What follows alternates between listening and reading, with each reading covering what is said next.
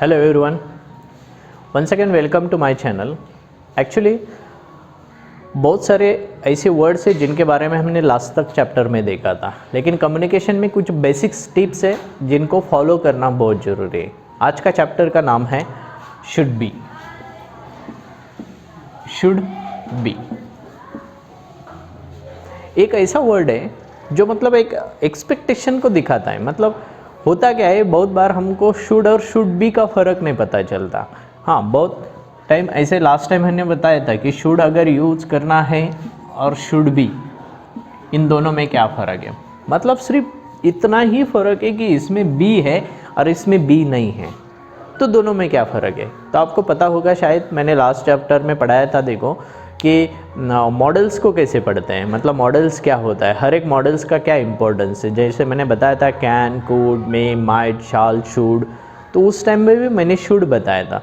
तो शुड का इंपॉर्टेंस क्या है, या जब भी किसी को एडवाइस करना है, for example there are some particular relationship. For example if any patient just visit to the doctor, means for the consultancy, okay, उस टाइम तक there is the relationship between the patient and doctor, because doctor is playing a very important role. He is going to advise him, कि doctor वो role play करता है, वो advice देता है patient को, आपको ये करना पड़ेगा, आपको मेडिसिन लेना पड़ेगा। यस, उस टाइम उसका सेंटेंस हमेशा इंग्लिश में ऐसा ही आएगा, you should take medicine daily. या इस तरह से सेंटेंस बनता है, you should take medicine daily. आपको ये जो कुछ मेडिसिन है इनको डेली लेना पड़ेगा, मतलब दैट इज़ द एडवाइस। या शुड रिप्रेजेंट्स द एडवाइस। हमने लास्ट टाइम देखा था एडवाइस होता है। Another relationship I would like to present before you, for example teacher and student. Sometime teacher also expecting that the student should complete the all homework and all the task, okay, in time. That time teacher also going to use such kinds of the sentence, you should complete this project in next week, okay, ये project को आपको अगले हफ्ते में पूरा करना पड़ेगा। So the same sentence is here. We are talking about only should, and we are talking about what is the role of should be. अभी तो शुड के बारे में पता चल गया है कि एडवाइस करने के लिए हम लोग शुड यूज़ कर रहे हैं, लेकिन शुड बी का शुड बी मतलब इसका एडवाइस और इसका भी सेम है, क्वालिटी एंड कंडीशन। इन दोनों को रिप्रेजेंट करने के लिए ये भी बताया जाता है। या जैसे कि अभी दोनों में फ़र्क क्या है, तो शुड आता है यहाँ पे, तो शुड बी लगने से ये क्वालिटी और कंडीशन को रिप्रेजेंट करता है। मतलब the same thing last chapter में विल बी का देखा था, इसी तरह से शुड बी का है।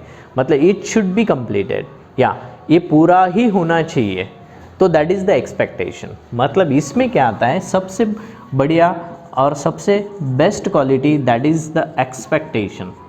और इसको हम अलग वर्ड में लिख सकते हैं, विलिंगनेस। मतलब स्पीकर का एक्सपेक्टेशन होता है कि वो होना चाहिए, वो होना चाहिए। तो इस तरह से सेंटेंस को लिखा जाता है। तो कंडीशन और क्वालिटी को प्रेजेंट करने के लिए मतलब स्पीकर का एक्सपेक्टेशन प्रेजेंट होता है शुड बी से। तो इस तरह से सेंटेंस बनाए जा सकते हैं। तो दोनों में ये फ़र्क है, शुड एडवाइस और शुड बी एक्सपेक्टेशन, लेकिन with the help of the quality. The same situation is here. Today you are going to do many things are there, those are very, you just feel that those are very important things, but you are expecting something, it should be complete. या वो पूरा होना चाहिए, वो उस तरह से होना चाहिए। या you should be very loyal to the nation, हाँ तुम हम अपने देश के प्रति बहुत लॉयल होना चाहिए। So that is the expectation. ये बोलते ना, हम बहुत बार ऐसे बोलते कि कुछ बच्चे ऐसे होते कि घर में माँ बाप का नहीं सुनते, okay, they are very disobedient children.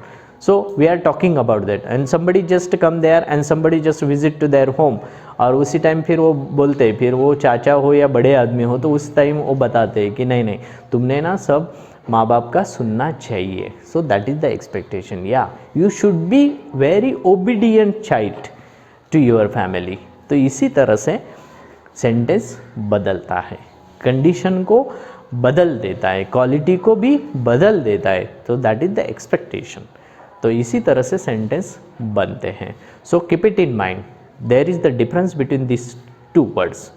Should को यूज़ करोगे तो एडवाइस प्रेजेंट होगा, लेकिन शुड बी जब आएगा तो उस टाइम उसमें जो चेंज आएगा वो क्वालिटी और कंडीशन को आएगा, मतलब एक्सपेक्टेशन उसके पीछे आता है, और एक्सपेक्टेशन और विलिंगनेस दोनों का मतलब एक ही होता है। आई hope all of you understood today's importance of word should be.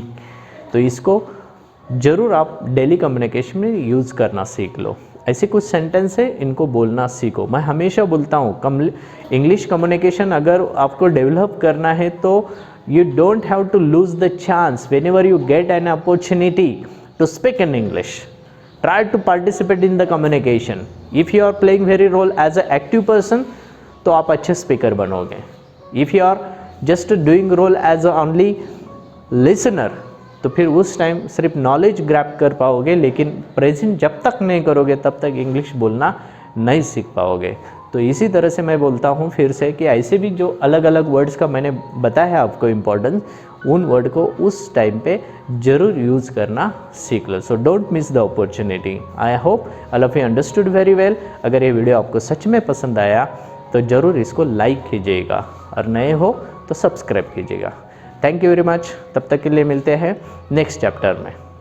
Have a nice day.